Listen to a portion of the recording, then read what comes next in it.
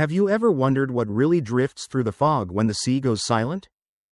Tonight, we're sailing into waters where abandoned ships whisper secrets. Steel decks remember blood, and the ocean never forgets. These ghost ships don't just float, they wait, watching anyone brave enough to step aboard. From cursed liners to endless time loops at sea, each story pulls you deeper into maritime nightmares. So dim the lights, stay close, and tell me, would you survive the open sea? If you enjoy this voyage, don't forget to like, share, and subscribe for more classic horror journeys. 1. Ghost Ship, 2002, a luxury ocean liner drifts back from nowhere. Carrying a silence so heavy it dares you to step aboard, would you really walk onto a ship that no one ever left alive? Before the horror even speaks, Ghost Ship grabs you by the throat and refuses to let go. That opening scene alone feels like a warning whispered straight into your ear. As if the ocean itself is saying, turn back now, but of course, we never do, and neither do the characters, or you. Sitting there, watching, heart slowly sinking with the creak of rusted steel. As the salvage crew boards the Antonia Graza, the ship doesn't feel empty. It feels aware, corridors breathe, shadows linger too long. The sea surrounding it is calm in the most unsettling way. Like it's holding its breath, you start to sense that this vessel isn't just haunted by ghosts, it's haunted by memory. Every step echoes with what happened here, and the ship seems almost eager to remind its visitors. What makes Ghost Ship so effective isn't just the gore or the shock moments, it's the mood. The film tells its story like a drunken sailor confessing a terrible secret at midnight. Slowly, reluctantly, with details that feel cursed once you hear them. As the truth unfolds, greed, betrayal, and human cruelty surface, proving that sometimes the real curse isn't supernatural at all, it's us. And then there's the ocean. Endless, indifferent, watching everything. The ship floats, not because it's alive, but because the sea refuses to let it sink. That idea alone sticks with you long after the credits roll. How many secrets does the ocean keep? How many ships like this are still drifting, unseen, just beyond the horizon? You might find yourself asking, if you were offered a fortune to step onto that ship, would you? Would curiosity win over fear? Or would you listen to that quiet voice telling you some places should stay lost? Ghost Ship, 2002, isn't perfect, but it's unforgettable. It understands something deeply primal, our fear of isolation, of the sea, and of spaces that remember things we wish they'd forget. And once that ship gets under your skin, it never really leaves. So tell me, did the Antonia Graza scare you? Or did it fascinate you? Would you survive a night aboard a ghost ship? Or would the ocean claim you too? Drop your thoughts in the comments, I'm reading them all. 2. Death Ship, 1980. A Nazi warship rises from the dark like a steel coffin. And once you step aboard, it doesn't hunt your body, it hunts your soul. Would you dare escape, knowing the ship wants you to stay? The first thing Death Ship teaches you is this: the sea never forgets its crimes. When survivors stumble upon a massive, blackened vessel drifting silently through the fog, it feels less like a rescue and more like an accusation. The ship looms, heavy with history, as if it has crossed decades just to be found. From the moment boots touch its deck, the air turns hostile, not loud, not violent, just deeply wrong. This isn't a ship haunted by restless spirits begging for peace. This is a ship that believes in punishment. Every corridor feels deliberate, every locked door intentional. The walls seem to listen. You get the sense that the vessel remembers everything it ever carried, orders barked in German, screams swallowed by waves, blood washed clean but never forgiven. The horror creeps in slowly, like rust spreading beneath fresh paint. What makes Death Ship so unsettling is its cruelty. There's no mercy here, no logic you can reason with. The ship doesn't chase, it waits. Traps appear where safety should be. Escape routes collapse into death sentences. The deeper the characters move inside, the more the ship reveals its true nature, not a place, but a judge. And you start to wonder whether survival is even possible when the environment itself has decided your guilt. The ocean outside offers no comfort either. It surrounds the ship like a silent accomplice. Endless and cold, there's a horrifying realization that help will never come, even if it could. The sea wouldn't allow it. You feel trapped with the characters, breathing recycled air thick with fear, waiting for the next cruel surprise. Unlike flashy modern horror, Death Ship relies on dread. It builds fear the way nightmares do, quietly, unfairly, without explanation. The violence hits harder because it feels inevitable, like history repeating itself. And beneath it all is a chilling idea: some evils don't die with their creators. They linger, metal and memory fused together, drifting forever. Ask yourself this: if you discovered a ship like this, heavy with a past you couldn't see but could feel, would you trust your instincts and flee? Or would curiosity pull you inside, convincing you it's just another abandoned hull? Death Ship, 1980, may move slowly, but it leaves a deep scar. It reminds us that the most terrifying ghosts aren't transparent figures, they're ideologies, soaked into steel, waiting for new victims. So what do you think? Is this ship truly cursed? Or is it humanity's own darkness given form? Let me know in the comments. Would you escape? Or would the ship claim you too? 3. The Fog, 1980. When the sea exhales a glowing mist. The dead don't knock, they sail straight into town. If you saw shapes moving inside that fog, would you run? Or would you stay and watch? There's something deeply unsettling about fog near the ocean. It doesn't rush, it doesn't roar, it drifts in slowly, politely, as if asking permission, and the fog understands that fear perfectly. From the very first moments, the film feels like a campfire story told by someone who knows it's true. You're not being warned, you're being invited to listen. The coastal town of Antonio Bay looks peaceful, almost too calm, like a place that's learned how to hide its guilt. The lighthouse light sweeps the water, radios crackle with strange voices, and the fog rolls in with an unnatural glow. This isn't weather, it's a presence. And somewhere inside it, something is coming back for what was taken long ago. What makes the fog so powerful is its restraint. John Carpenter doesn't throw horror at you, he lets it seep in. The ghosts here aren't screaming monsters. They're silhouettes, footsteps, hooks scraping against wood. You see just enough to let your imagination do the rest, and your imagination is far crueler than any special effect. Every time the foghorn sounds, it feels like a countdown. At its heart, this is a ghost ship story disguised as a town curse. The Elizabeth Dane, lost at sea and betrayed, becomes more than a vessel, it becomes a grudge. The ocean didn't bury the truth, it preserved it. And now, on the anniversary of that crime, the sea returns its debt, one life at a time. There's a strange sadness woven into the horror. These spirits aren't random, they're purposeful, wronged, and that raises an uncomfortable question: if the dead are justified, who are the real villains here? The film quietly forces you to sit with that thought while the fog keeps moving. Unstoppable, uncaring. And you feel it as a viewer, that helplessness. You can't outrun fog, you can't punch it, you can only wait and hope it passes you by. Would you barricade yourself inside, clutching a radio and praying the lights stay on? Or would curiosity drag you toward the shoreline, desperate to see what's inside that glowing mist? The Fog, 1980, lingers because it understands atmosphere better than almost any horror film of its era. It's not about gore or shock, it's about dread, memory, and the quiet terror of history resurfacing. The kind of fear that creeps up behind you when the night is too quiet. So tell me, do you believe the town deserved what came out of the fog? And if you lived there, would you face the truth, or hide until the mist swallowed everything? Share your thoughts below. 4. Triangle. 2009, a stranded yacht, an empty ocean liner, and a terrible feeling that you've been here before, if time kept looping just to punish you. Would you even want to escape? There's a moment in Triangle when the sea feels less like water and more like a mirror. Calm, flat, reflecting something you don't want to see. From the very start, the film whispers instead of screams, pulling you into a nightmare that doesn't rely on ghosts, it relies on inevitability. And that's far more terrifying. When Jess and her friends climb aboard the abandoned ocean liner Eolus, the ship feels wrong in a way that's hard to explain. It's clean, untouched, frozen in time, like a stage waiting for actors who don't realize the play has already begun.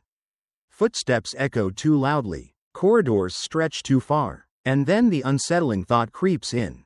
This place knows them. What makes Triangle unforgettable isn't the violence, it's the repetition. Events loop, twist, and return with cruel precision. You begin to recognize scenes before they happen, just like the characters do. And suddenly, you're no longer watching a horror movie, you're trapped inside it. The ship becomes a maze built not of steel, but of choices. Every attempt to change fate only tightens the knot. Jess is the heart of this nightmare. As her desperation grows, so does a haunting realization. The monster isn't hiding in the shadows, it's born from guilt, grief, and the inability to let go. The ocean liner isn't cursed by spirits, it's cursed by consequence. And the sea surrounding it feels like an endless reset button, washing everything clean only to begin again. There's something deeply cruel about the silence in Triangle. No grand explanations, no comforting answers, just the slow understanding that some loops exist because we refuse to face the truth. The ship doesn't trap Jess, she traps herself. And that idea lingers long after the film ends. Like a bruise you keep pressing to make sure it's real. As a viewer, you're constantly questioning what's real. Which version of events matters? Which version of Jess deserves sympathy? Would you make the same choices if you believed you could fix everything, just one more time? And how many loops would it take before hope turns into madness? Triangle, 2009, is a ghost ship story without ghosts. A maritime horror where the scariest thing aboard is memory. It asks an uncomfortable question. If you were given endless chances to undo your worst mistake, would you ever stop trying, or would you drown in the attempt? So tell me, do you think Jess is a victim of fate? Or the architect of her own hell? And if you were trapped on that ship, would you search for escape, or accept the loop? Drop your thoughts in the comments. This one deserves a debate. 5. Virus, 1999. A silent research ship drifts in the storm. Its crew gone, but something else is still awake inside. If the machine that hunts you can learn, how long would you survive? The ocean is already frightening when it's empty.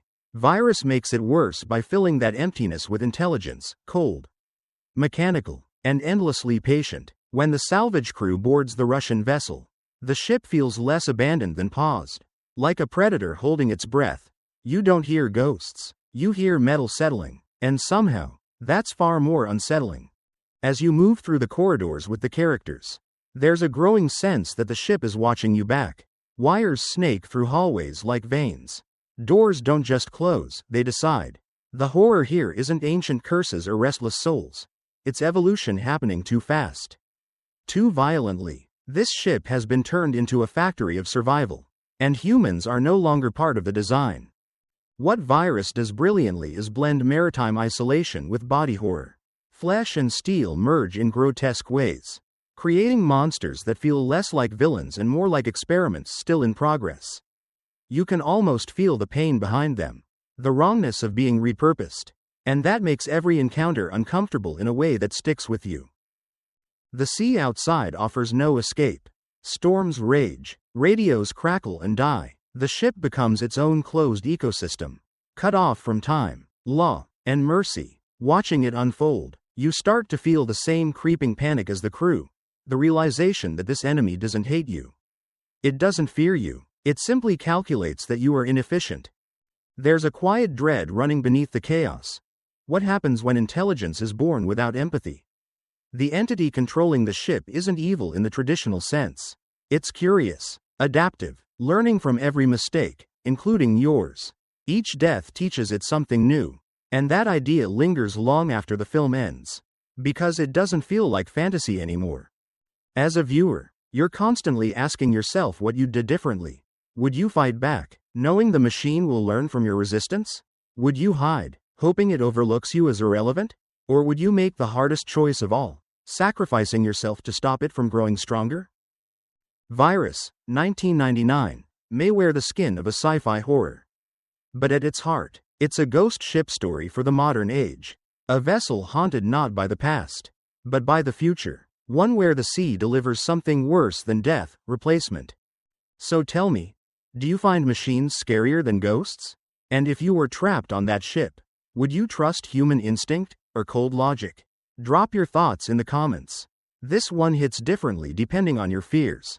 6. Below. 2002. A World War II submarine sinks into darkness. And something unseen comes aboard with the crew. If you heard whispers beneath the sea, would you trust your sanity, or the silence? There's a special kind of fear that only exists underwater. In Below, that fear presses in from every direction, heavy and suffocating, like the ocean itself is leaning closer to listen. From the moment you descend into the steel belly of the submarine, you can feel it. This isn't just a war zone anymore. It's a tomb that hasn't decided who belongs in it yet.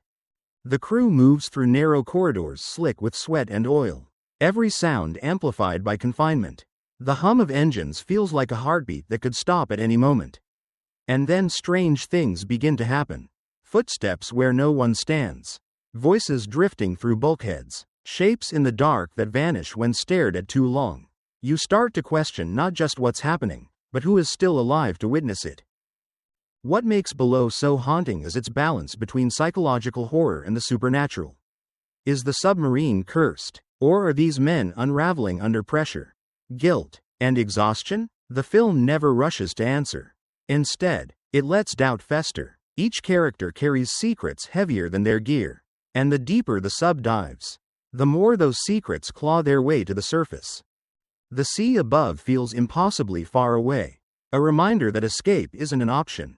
Down here, logic bends, faith trembles, even the bravest crew members begin to falter, haunted not just by ghosts, but by their own choices in war.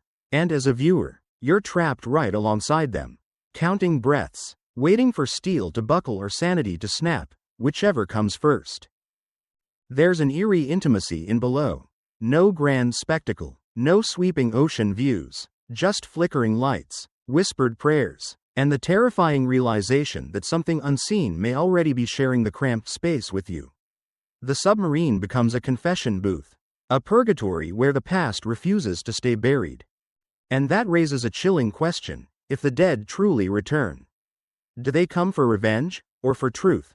Watching the crew confront what they've done, you start to wonder whether the haunting is punishment or reckoning, whether the sea is judging them, or simply reflecting what they brought with them aboard. Below, 2002, doesn't scream for your attention. It tightens its grip slowly, like the ocean tightening around steel. Long after it ends, you're left with that uneasy feeling, the sense that some places are never empty, no matter how deep you go. So tell me, do you think the submarine was truly haunted? Or was fear the real enemy all along? And if you were trapped beneath the waves, would you trust your crew, or your instincts? Share your thoughts in the comments. 7. The Boat, 2018. A lone sailor climbs aboard an empty yacht and realizes too late that the vessel doesn't want a captain, it wants a prisoner. If the boat refused to let you leave, how long before you broke? There's no thunderous warning in the boat, no screaming ghosts, no dramatic music telling you when to be afraid. Instead, fear arrives quietly, disguised as opportunity. A beautiful yacht drifting peacefully under the sun. No crew, no damage, just silence, the kind that feels polite at first, then invasive, and once you step aboard, that silence starts listening back. What makes this film unsettling is its intimacy. You're alone with the protagonist, sharing every thought, every rationalization. At first, the boat feels like a gift from the sea: shelter, food, safety. But small things begin to shift. Anchors won't lift, doors won't open, the wind changes its mind. The yacht doesn't attack, it resists. Calmly, patiently, like it knows time is on its side. The horror here isn't supernatural in the traditional sense. There's no clear explanation, and that's exactly the point. The boat behaves like a living thing. Not malicious, just deeply territorial. It creaks at night. It drifts when it shouldn't. It traps its guest without chains or walls. Watching this unfold, you start to feel a creeping dread. What if the sea doesn't need monsters? What if isolation is enough? As days blur together, the man's confidence erodes. Hunger sharpens his thoughts. Paranoia fills the quiet, and the boat remains unchanged, pristine, indifferent, almost amused. You're forced to sit with the question the film never answers.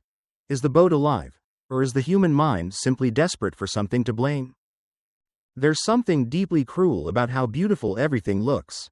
Blue skies, gentle waves, sunlight dancing on white fiberglass. The setting mocks the suffering, reminding you that horror doesn't always live in darkness. Sometimes it floats openly, waiting for someone curious enough to climb aboard. As a viewer, you begin to imagine yourself there. Would you try to destroy the boat? Would you surrender and conserve energy? Would you scream into the open sea, knowing no one can hear you? The film turns survival into a psychological standoff, human will versus silent resistance. The Boat, 2018, is minimalist horror done right. It strips fear down to its bones and asks you to live inside it.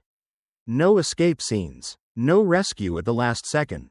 Just the slow realization that freedom isn't always taken by force, sometimes it's simply withheld. So tell me, do you think the boat was truly alive? Or was it a mirror reflecting a man's unraveling mind? And if you were alone on that yacht, surrounded by endless water, what would scare you more, dying or being forgotten? Share your thoughts below. 8. Dead Calm, 1989. A drifting yacht offers help in the middle of nowhere. But the stranger who steps aboard brings something far deadlier than the sea, if survival meant trusting the wrong person. Would you see it in time? Out on the open ocean, silence feels honest. In Dead Calm, that honesty becomes a lie the moment another boat appears on the horizon. At first, it feels like relief, proof that you're not alone in an endless blue world. But the sea has a way of delivering the wrong things at exactly the wrong time. And this story understands that better than most. The calm waters hide a creeping unease.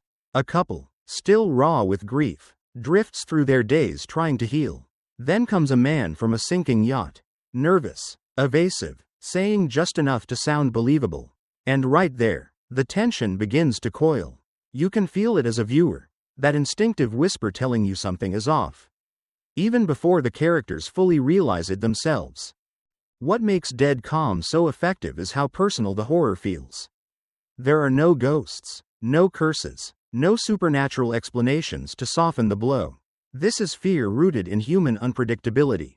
The ocean becomes a locked room with no walls, and the yacht transforms into a fragile bubble of safety that can burst at any moment. Every conversation feels loaded, every glance carries threat. As the situation escalates, the sea turns from background to accomplice. There's nowhere to run, nowhere to hide, and no one to hear you scream. The sun beats down relentlessly, mocking the desperation unfolding beneath it. The film plays with the cruel irony that help exists, it's just floating a few meters away, forever out of reach. What truly haunts you is the psychological chess match. Who is lying? Who is pretending? Who is capable of crossing the line when pushed far enough? Watching the characters adapt, improvise, and fight back, you start asking yourself uncomfortable questions. Would you stay calm under pressure? Would grief make you vulnerable? Or would instinct kick in fast enough to save you? There's a rawness to Dead Calm that lingers. It doesn't rely on spectacle, it relies on fear you recognize. The fear of being trapped with the wrong person. The fear of making one small mistake that can't be undone. The fear that the ocean won't care who deserves to survive. By the time the film reaches its breaking point, you're holding your breath, feeling every wave and every decision as if it were your own. And when it ends, the sea looks different, quieter, less forgiving. So tell me, do you think you could read danger in a stranger's eyes out there, miles from land? If someone climbed aboard your boat with a story and a smile, would you help, or would you hesitate? Share your thoughts in the comments. This one reveals a lot about who we think we are under pressure. 9. Harpoon, 2019. 3 friends drift into open water after a drunken mistake. And the sea begins stripping away lies one by one, if survival meant turning on the people you love. How far would you go? The ocean in Harpoon doesn't feel ancient or cursed. It feels bored, vast, patient, like it's seen this exact story play out 1,000 times before. At first, everything seems almost harmless, friends laughing, alcohol flowing, sunshine reflecting off calm waves.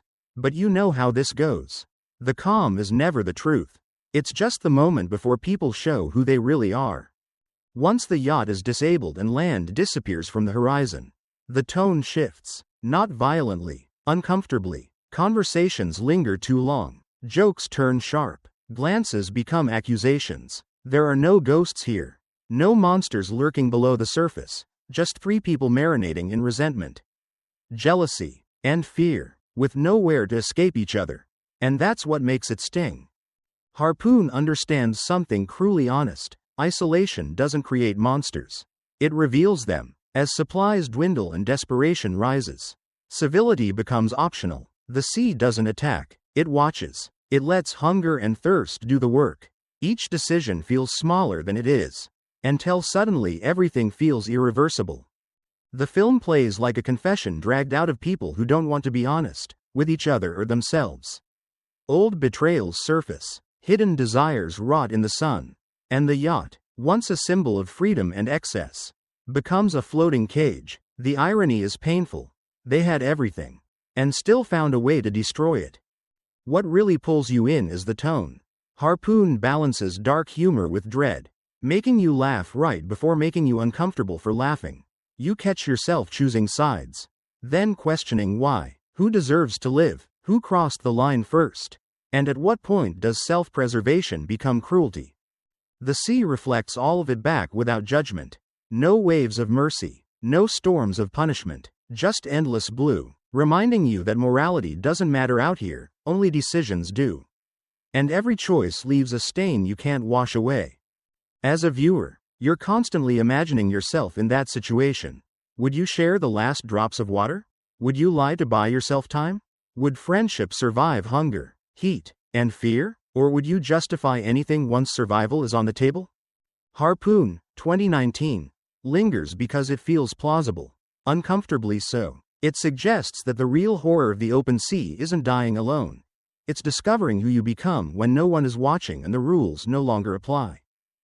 So let me ask you, in that boat, with no rescue coming, who would you become? The loyal friend, or the survivor?